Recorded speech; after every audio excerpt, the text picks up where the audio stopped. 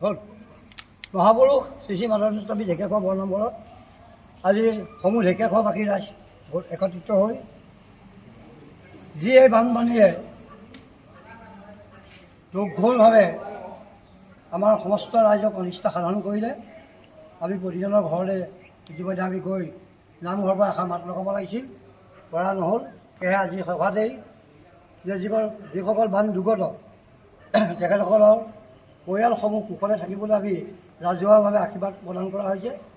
আৰু এই দুৰ্গতসকলৰ বাবে য'ত কিঞ্চিত ঢেকীয়াখোৱা বৰনামঘৰৰ পুঁজি, এইটো অসমবাসী, ভাৰতবাসী, ভাৰতৰ বাহিৰত থকা প্ৰবাসীসকলৰ পুঁজি, এই পুঁজিৰ পৰা আমি 7 লাখ টকা তেখেতসকলৰ বাবে আমি ক্ষুদ্ৰতম 7 লাখ টকা আমি আগবঢ়াইছোঁ।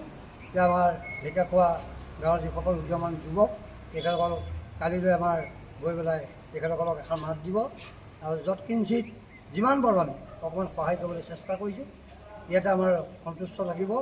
সেয়েহে আমি সদৌ অসমবাসীকৈ এইখিনি আহ্বান জনালোঁ যে আমি খুব খৰতকীয়াভাৱে যাব লাগিছিল, কিন্তু আমাৰ ৰাজহুৱাভাৱে আলোচনা নকৰাকৈ আমি যাব পৰা নহ'ল। তাৰ বাবে আমি ক্ষমা প্ৰাৰ্থী।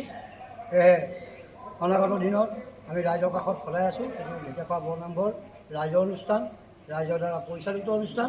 সেয়েহে আমি পুনশ্চ তেখেতসকলক এই 7 লাখ টকাৰ সামগ্ৰী আমি মিলাই মেলি খন্তেক আমি সকাহ পাবৰ কাৰণে আমি ৰাইজে আজি সিদ্ধান্ত লোৱা। ধন্যবাদ।